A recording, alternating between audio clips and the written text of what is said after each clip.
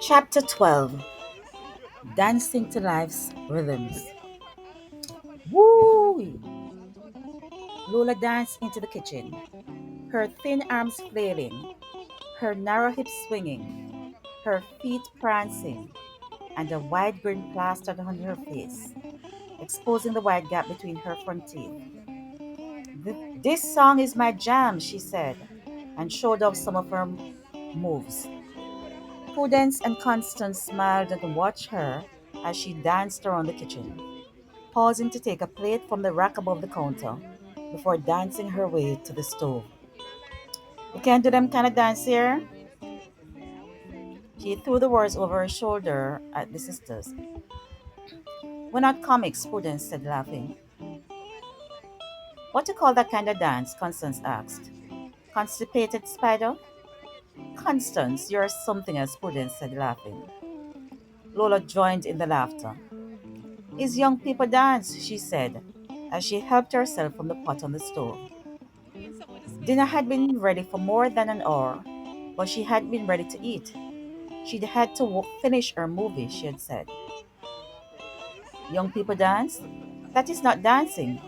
In my day, this was dancing, Constance said. She drained her cup and stood.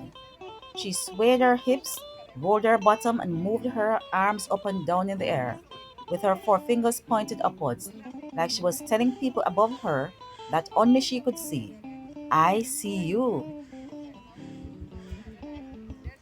Lola and Prudence burst into gales of laughter as they watched Constance prancing on the kitchen floor. When Constance collapsed into her chair, Lola exclaimed, You did used to create hell on the dance floor in your day, Aunt Constance.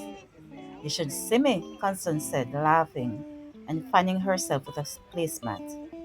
About your dancing, she said, jumping up to mimic Lola's dance moves, creating a spectacle in the kitchen, to the amusement of her spectators.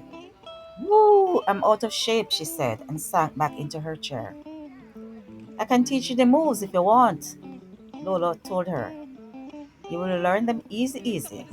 You have rhythm. Let me eat first. She turned to Prudence. Aunt Prudence, show me your dance moves now. Her body was taut with excitement at the thought of Prudence dancing.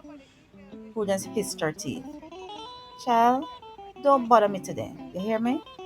Or show me dance move. What you take me for? Lola laughed.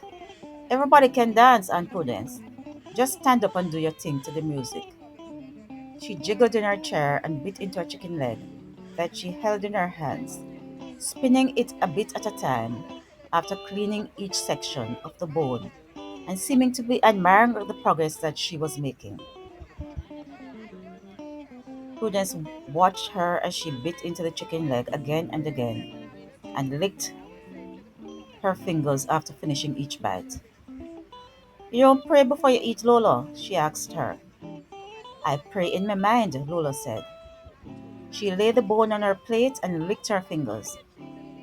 For health and strength and daily food, we praise thy name, O Lord. Amen. She raised the prayer, and as soon as she was finished, she resumed eating. I never realized I was so hungry, she said. Constance and Prudence exchanged glances and watched Lola as she smacked her lips and tore into the food. The food tastes good, Aunt Constance, she said, and continued to bop to the music as she ate. Constance smiled and started to clear the table of the utensils that she and Prudence had used. What are we doing this evening, Aunt Constance? Lola paused in her chewing to ask. Baking banana bread, Constance said. Prudence turned big farmer. She cut a big bunch of bananas from her garden, some of them overripe. Prudence watched Lola as she forced words out through the food in her mouth. If there was anything that she disliked, it was people talking with food in their mouth. Lola, why you must talk with food in your mouth? Finish chewing, then talk. I will try, Aunt Prudence, Lola said, through the food in her mouth. Prudence rolled her eyes. And one other thing bothering me, she said, planting her elbows on the table and resting her head on her interlocked fingers while she observed Lola. You can't talk one sentence in English. Yes, I can, Lola said, rounding her words and smiling. I'm a Jamaican, so I talk like a Jamaican. When I have to speak English, I know how to put my words together. When the two of you was little, you don't remember the old Ipa patois you used to chat? She asked, smiling from Constance Prudence. Prudence stared at her. Lola smiled and returned her stare, bopping as she did so. What you used to teach? She asked Prudence, breaking the silence between them. English? You look like an English teacher. Prudence continued to study Lola. Math, she said after a long silence. Wow, he was bright, Lola said, her eyes raking Prudence like she was an interesting specimen. I still bright, Prudence said, and pushed her chair away from the table. I will leave you two to your baking, going to my room. She sometimes hung around when they were baking, but she didn't help. While she had many talents, she had told them baking was not one of them.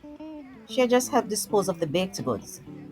They went well with her morning and afternoon tea, and sometimes as a before bed snack. She patted her hips. If she was made to be fat, she would be a barrel. You said something? Constance turned back from the sink to ask Prudence. Not a thing, Prudence said. But now that you mention it, I'm going to tidy my room. Don't hurry back, Constance said. Laura and I can manage. They giggled. Prudence watched them for a while before leaving the kitchen.